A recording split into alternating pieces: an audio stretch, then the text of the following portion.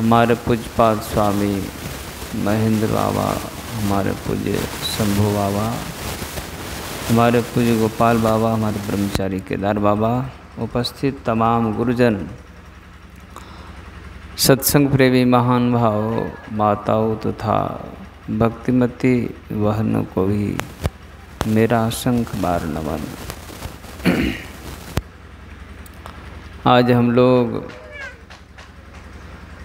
इस प्रांगण में पधारे हैं, इसका कारण सबों को ज्ञात होगा, हो चुका होगा कि हमारे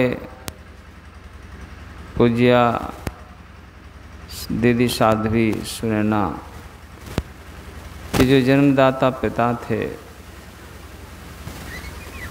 उन्होंने संसार के महायात्रा में चल दिए। साध्वी दीदी उसी पिता के सबसे भक्तिमती बेटी है। ऐसे तो उनके सभी पुत्रियां भक्तिमती है। उनके जितने भी परिवार के लोग हैं सब प्रायः संत मत से बहुत घनिष्ठता से जुड़े हैं। सबों के पास भक्ति का संस्कार है। उसी पुण्यात्मा ने उस महायात्रा में, उस अनंत यात्रा में संसार परिवार को छोड़कर चल दिए। उन्हीं के पुण्य स्मृति में आज हम सब उपस्थित हुए हैं। ये संत मत का सत्संग है, संत मत का परिवार है और संत मत के सत्संग का अपना एक वैशिष्ट नियम भी है। संत मत एक आधारिक मत है और इसी कारण हम लोग अभी प्रातःकालीन के बेला के सत्संग में उपनिषद वेदवाणी उपनिषद वाणी सुन रहे थे, संतवाणी गुरुवाणी सुन रहे थे। अभी हम लोगों ने योग सिख उपनिषद के पाठ में सुना है बहुत सारी चर्चाओं को। उसमें ये भी चर्चा आया है, देहावसान समय चित्त यदद्विभाव्येत तत्देवा भवे जीवैत्यव जन्म कारणम। देह त्याग के समय चित्त में जो जो भावनाएं जीव करता है वही वही वे होता, यही जन्म का कारण है। जीव देह त्याग के समय क्या भावना करता है अथवा क्या भावना कर सकता है, जिसको हम लोग देह त्याग बोलते हैं, भिन्न भिन्न संतों ने ग्रंथों ने इसको दूसरा भी नाम दिया है।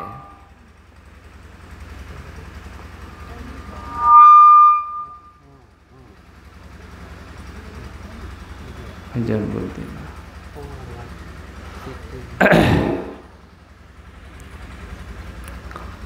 देहावसान। बैठो बैठो अभी बैठो बैठो। देह त्याग करके ये जीव कहाँ जाता है? देह त्याग के समय चित्त में जीव का क्या भावना रहता है अथवा क्या भावना रहना चाहिए, वो भावना हमारे भावी जीवन का कारण भी बनता है। हम इस चित्त में जैसी भावना को जन्म देंगे अथवा जैसा भावना जैसी हमारी भावना होगी, वो भावना हमारे अगले जन्म का कारण बनेगा अथवा बनता है, जैसा हम लोग बहुत बार चर्चाओं में सुनते हैं। तो भावना हमारा शुद्ध हो, ठीक हो, पवित्र हो, उत्तम हो, उसके लिए क्या करना चाहिए, क्या करना होता है। ये शरीर, जिस शरीर को हम देख रहे हैं जिसमें एक पवित्र जीव का निवास होता है,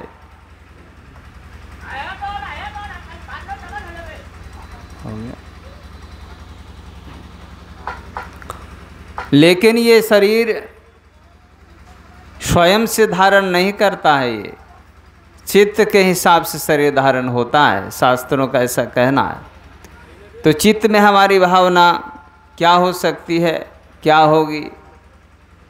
बहुत बार अंत में थोड़ा सा भावना बिगड़ जाने के कारण भी हमारा जन्म अन्यत्र जीवों में हो जाता है, जैसा हम लोग भागवत महापुराण में बहुत बार सुनते पढ़ते।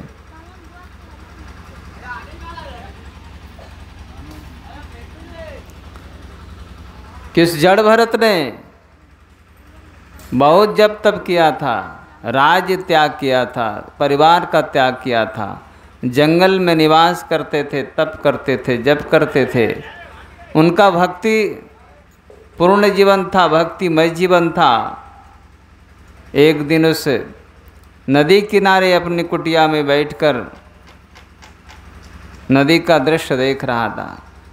उधर से किसी हिरनी के भागने की आवाज़ उन्होंने सुना, देखा उसको कोई सिंह दौड़ा रहा था। वो भय से नदी में कूदती उसके बच्चे का प्रसव हो जाता, उसकी मृत्यु हो जाती है। बच्चे बह रहे थे, उन्होंने उठाकर अपनी कुटिया में लाया। सोचा इसको छोड़ देंगे, अब उठा करके बचा करके छोड़ देंगे। फिर उनके मन में हुआ कि अगर छोड़ देंगे इसे कोई जीव खा ही जाएगा, तो थोड़ा सा बड़ा कर देते हैं पाल पोस करके।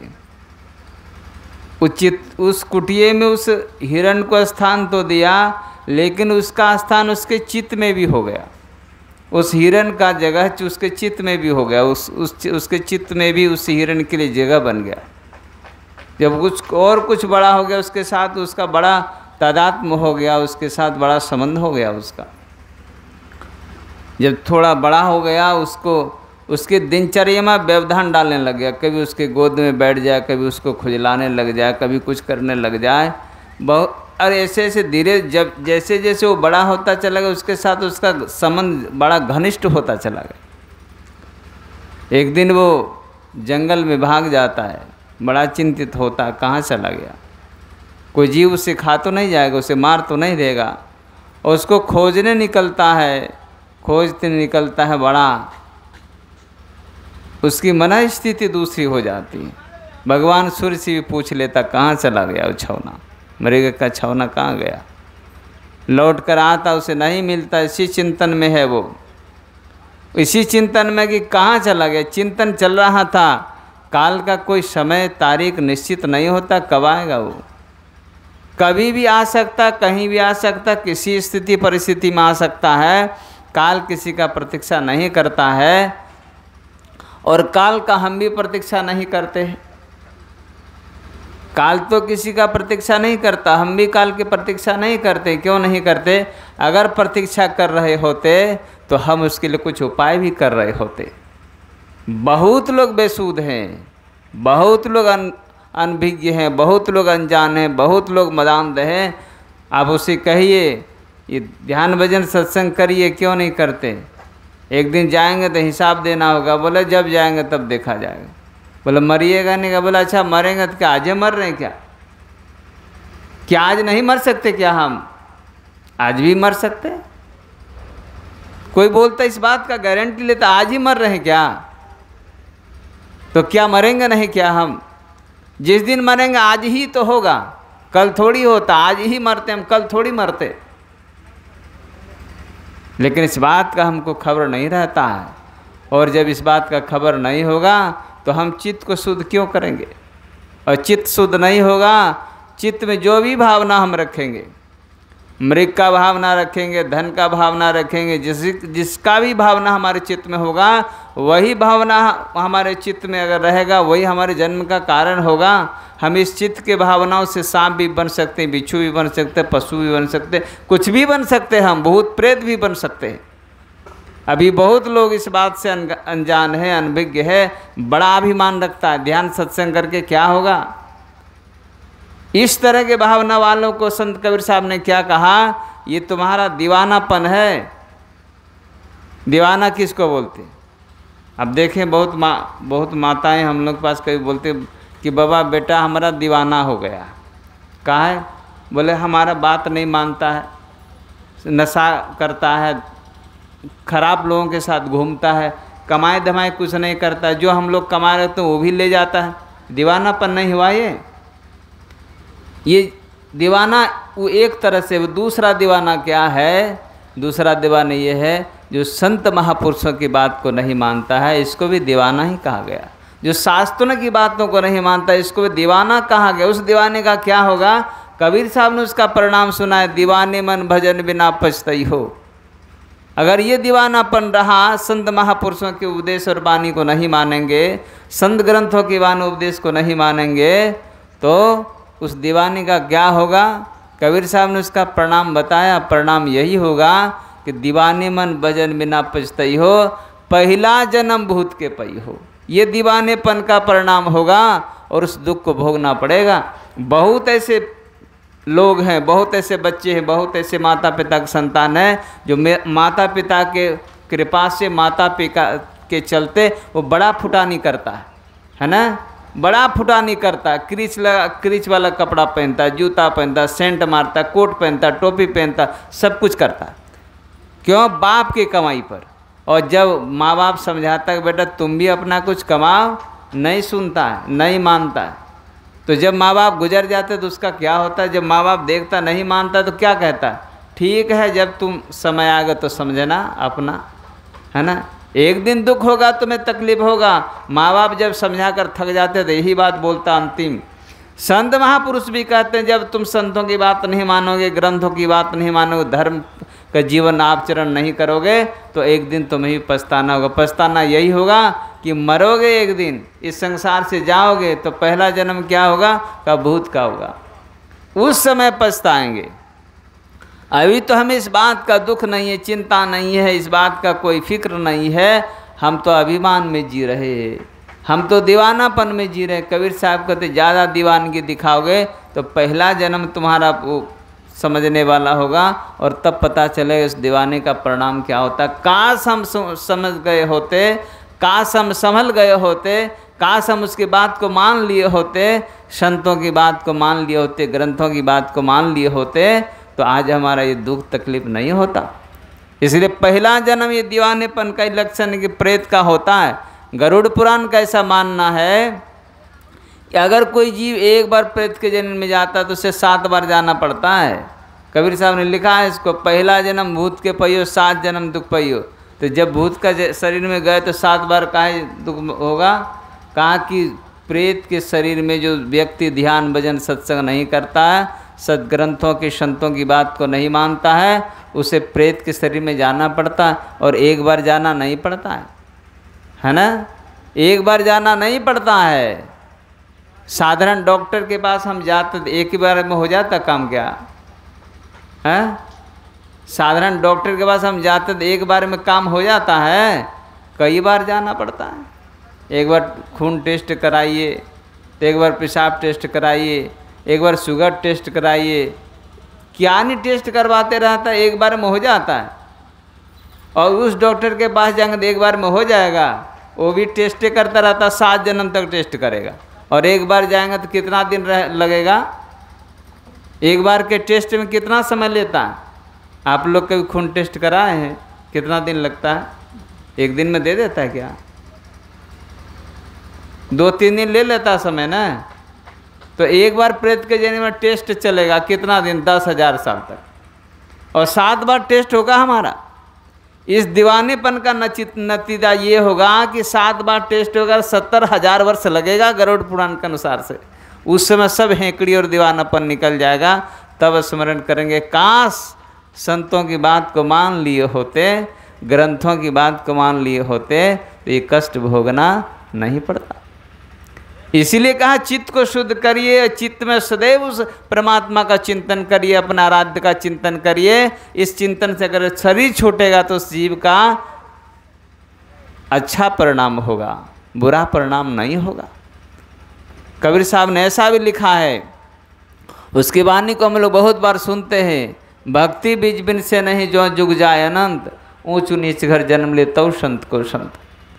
जो भक्ति का बीज एक बार डाल लेता है उससे जीव की दुर्गति नहीं होती है। भगवान कृष्ण गीता में लिखते हैं, नेहा भी करुणा सोचती प्रत्वायन विद्यते, स्वल्पमपस्य धर्मस्य त्रायते महतो भयात्। जो जीवन में एक बार भक्ति प्रारंभ कर देता है, इस भक्ति का उल्टा फल नहीं होता है। संसार में सभी का उल्टा फल हो सकता है। संसार में जितना भी सम शुभ कर्म कर लें उसका उल्टा फल हो जाता है। भक्ति एक ऐसा है, नहीं बैठबो तो 1000 टका लाने के दो तो बाद आइयो जे प्रणाम करे ला वो गुरुमाज के 1000 टका चढ़ाइयो। जब डिस्टर्बे हो जाता है हमारा नहीं, तब फायदा कुछ होना चाहिए कि नहीं। कसवा गोड्डम पैसार कमी तो नहीं छे कि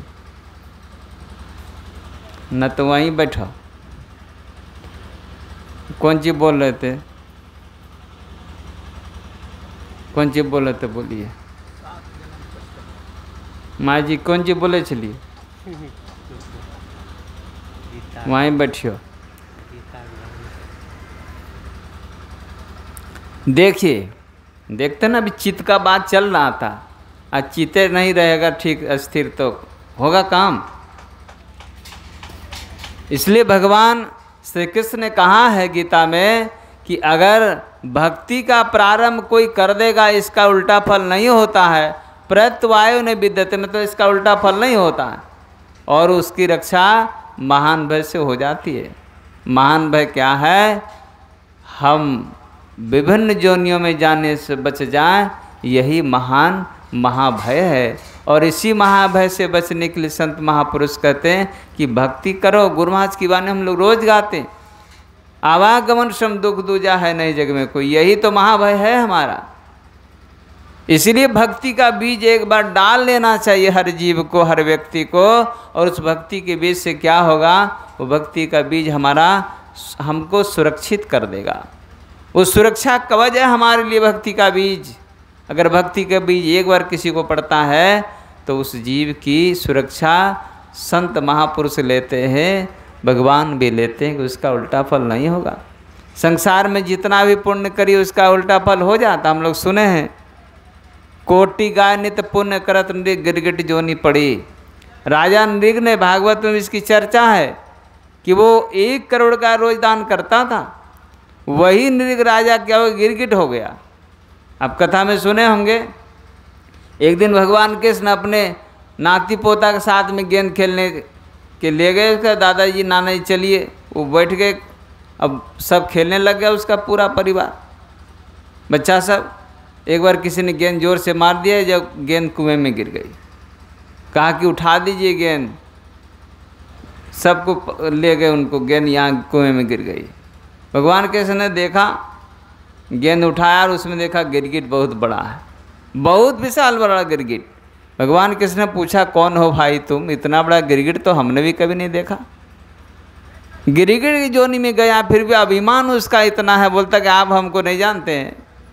कहा नहीं जानते इसलिए तो पूछ रहे। कहा दानियों में जब कभी किसी का नाम आता तो मेरा नाम पहला आता है। कहा कौन हो तुम, कितने बड़े दानी? कहा मैं राजा नृग हूँ, 1 करोड़ का रोज दान करता था।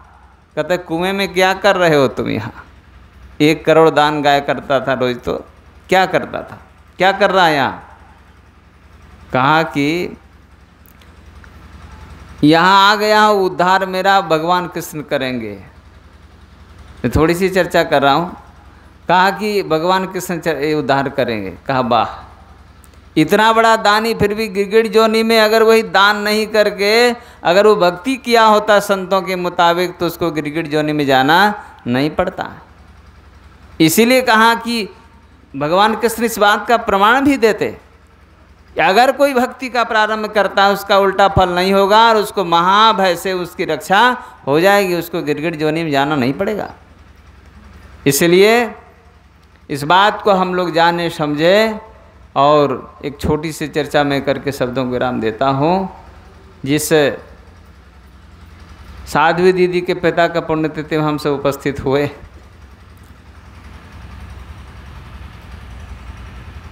वो भी महान पुण्यात्मा रहे।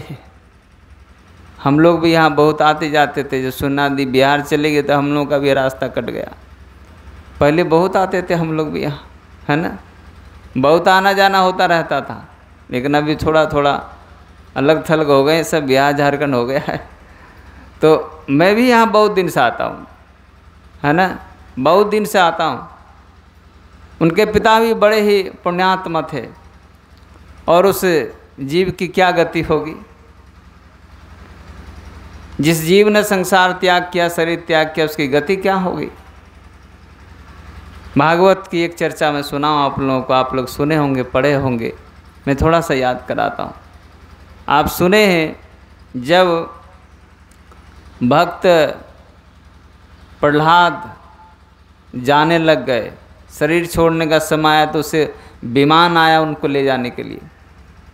भक्त प्रहलाद बड़ा उदास हो गए, कहा कि हम तो जाएंगे और हमें जन्म देने वाली हमारी माँ, उसकी क्या होगी। तो कहा वो बड़े उदास हुए। दूतों ने पूछा, महाराज क्या बात है, इतने उदास हैं आप। कहा कि उदास इसलिए हूँ कि हमें आप विमान लेने के लिए आए हैं विमान से, लेकिन हमें जो जन्म दी उस माँ का क्या होगा। दूतों ने कहा, महाराज एक विमान नहीं लाए,